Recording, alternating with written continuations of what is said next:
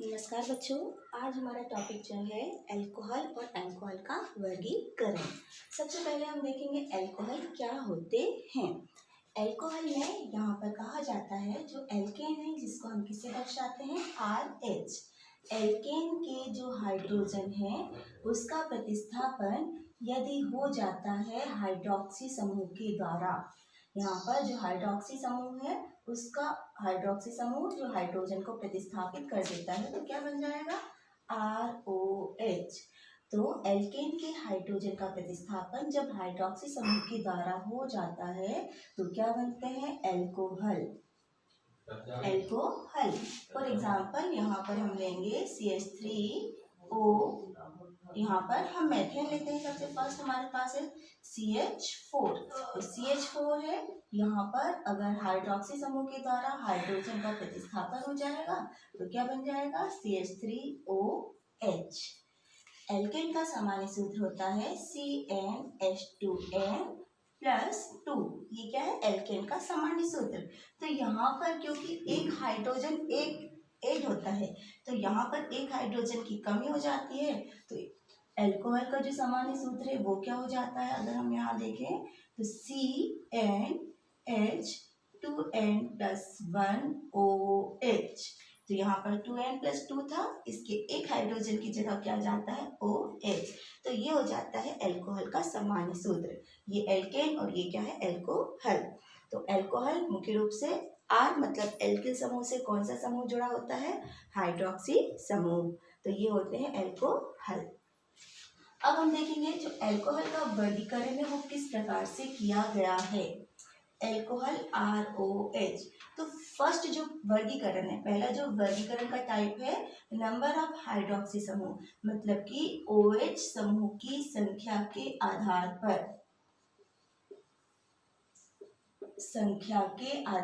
पर जब हम इनका वर्गीकरण देखते हैं तो यहाँ पर या तो फर्स्ट ये हो सकते हैं मोनोहाइड्रिक का मतलब होता है अल्कोहल से एक हाइड्रोक्सी समूह जुड़ा हो, जैसे हमने लिखा ROH।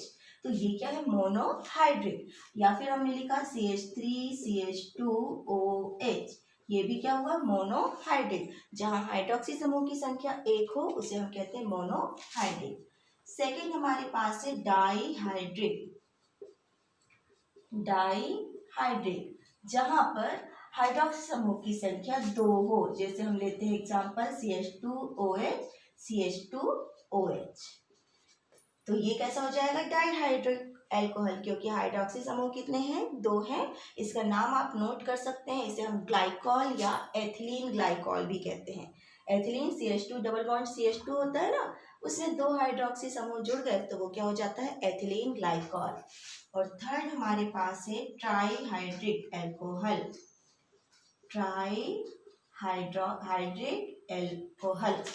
तो यहाँ पर 3 हाइड्रोक्सी समूह जैसे मैंने जोड़ा CH2OH CHOH CH2OH।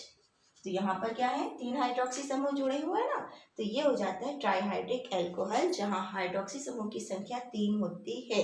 इसका नाम आप नोट कर सकते हैं ग्लिसरॉल। ये 3 ग्लिसरॉल जो ग्लिसरीन का जो मेन कंपोनेंट है वो होता है, तो ये है। या फिर नॉर्मली नाम क्या होगा प्रोपेन है, 3 कार्बन है ना, तो 1 2 3 प्रोपेन ट्राईऑल या फिर इसका सामान्य नाम है ग्लिसरॉल। तो नोट कर ले कि हाइड्रोक्सी समूह की संख्या के आधार पर ये मोनोहाइड्रिक हो सकते हैं, डाईहाइड्रिक हो सकते हैं या फिर ट्राईहाइड्रिक अल्कोहल हो सकते हैं। अब जो दूसरा क्लासिफिकेशन हम पढ़ेंगे आप नोट कर सकते हैं कार्बन की प्रकृति के आधार पर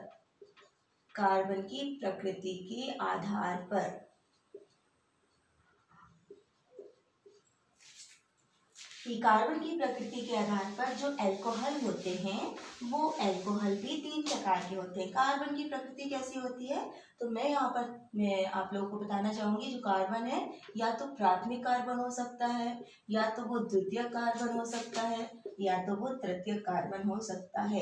किस आधार पे प्राथमिक कार्बन ऐसा कार्बन जो कि एक कार्बन से जुड़ा होता है उसे हम कहते हैं प्राथमिक कार्बन। ऐसा कार्बन जो कि 2 कार्बन से जुड़ा होता है उसे हम कहते हैं द्वितीयक कार्बन, और एक ऐसा कार्बन जो कि 3 कार्बन से जुड़ा होता है वो कहलाता है तृतीयक कार्बन।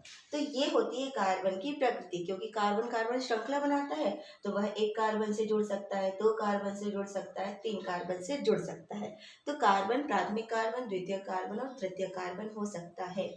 इन्हीं को अगर हम आधार माने तो यदि हमारे पास जो हाइड्रोक्सी समूह है, प्राथमिक अल्कोहल की अगर मैं बात करूं तो फर्स्ट लिखेंगे, अगर हमारे पास जो हाइड्रोक्सी समूह है, OH समूह है, वो प्राथमिक कार्बन से जुड़ा होता है, ये प्राथमिक कार्बन है ना, इससे अगर हाइड्रोक्सी समूह जुड़ा होता है तो उसे हम कहते हैं प्राथमिक अल्कोहल। सेकेंड एग्जाम्पल अगर हम लेते हैं तो यहाँ पर ये क्या है, द्वितीयक अल्कोहल, सेकेंडरी द्वितीयक अल्कोहल। यदि हमारा जो हाइड्रोक्सी समूह है वो यहाँ से जुड़ा है, किससे, द्वितीयक कार्बन से, तो हाइड्रोक्सी समूह द्वितीयक कार्बन से जुड़ा होता है तो उसे हम कहते हैं द्वितीयक अल्कोहल। जैसे ये एग्जांपल बन गया CH3 CHOS CH3, नाम लिख सकते हैं इसका propane two all, propane two all. और थर्ड हमारा है तृतीयक अल्कोहल। तो तृतीयक अल्कोहल में जो हाइड्रोक्सी समूह है वो तृतीयक कार्बन से जुड़ा होता है, ये तृतीयक कार्बन है और यहाँ हाइड्रोजन वैलेंसी के रूप में अगर हम जोड़ देते हैं तो ये हमारा एक फॉर्मूला बन गया। इसका नाम है, सामान्य नाम आप नोट कर लेंगे, तृतीयक ब्यूटिल अल्कोहल, और ये इसका सामान्य नाम है आइसोप्रोपिल अल्कोहल। क्योंकि नाम आपको नाम भी पूछे जाते हैं, रिएक्शन में नाम भी आते हैं, तो सभी के आपको नाम भी बनने चाहिए। ये हो जाता है आइसोप्रोपिल अल्कोहल और ये आपका हो जाता है क्या है, तृतीयक ब्यूटिल अल्कोहल, या इसी को हम क्या कहते हैं, 2 methyl propane two all, propane two all, ये है ना, या इसको क्या लिख सकते हैं हम, तृतीय ब्यूटिल अल्कोहल, तृतीय ब्यूटिल अल्कोहल।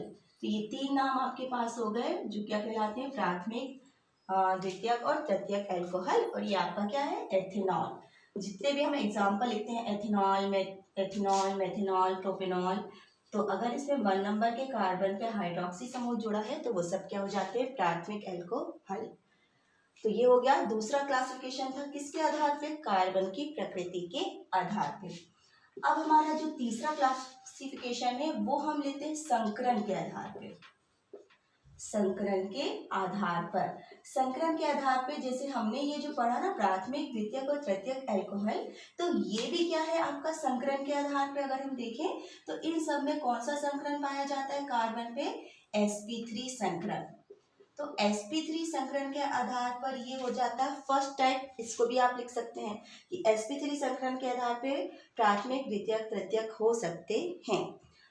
ओके, इसी में हम दूसरा एग्जांपल लें कि अल्कोहल जिनमें प्राथमिक संकरण होता है वो या तो एलिलिक हो सकते हैं या वाइनिलिक। लिख लेंगे आप, ये हो सकता है allylic alcohol, allylic alcohol. Allylic alcohol for example मैंने लिखा है यहाँ पे RCH2OH, ये एक एलिलिक अल्कोहल है क्योंकि यहाँ पर जो हाइड्रोक्सी समूह है वो sp3 संकृत कार्बन से जुड़ा हुआ है। तो ये कौन सा अल्कोहल कहलाता है, एलिलिक अल्कोहल। एलिलिक अल्कोहल में यहाँ पर कहा जाता है, यहाँ पर अगर मैंने लिख दिया डबल बॉन्ड CH3CH2OH, ये हो गया एलिलिक अल्कोहल, जिसमें जो हाइड्रोक्सी समूह है द्विबंध से जुड़ा हुआ जो कार्बन है उससे जुड़े हुए sp3 संकृत कार्बन से जुड़ा होता है, तो ये हो गया एलिलिक अल्कोहल। दूसरा हम बात करेंगे यहाँ पे, ये अलग से है संकरण के आधार पे, वाइनिलिक अल्कोहल।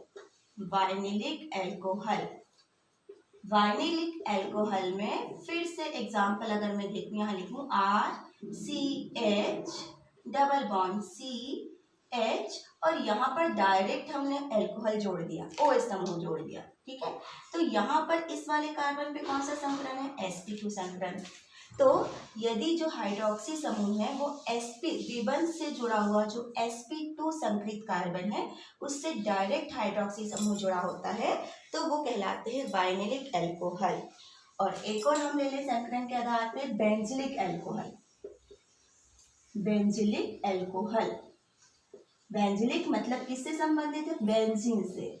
लेकिन यहाँ पर जो अल्कोहल है वो बेंजीन वलय से डायरेक्ट ना जुड़ के जो बेंजीन वलय से जुड़ा हुआ जो कार्बन है उससे जुड़ा होता है, तो ये हो जाता है बेंजिलिक अल्कोहल, जिसका नाम है बेंजिल अल्कोहल।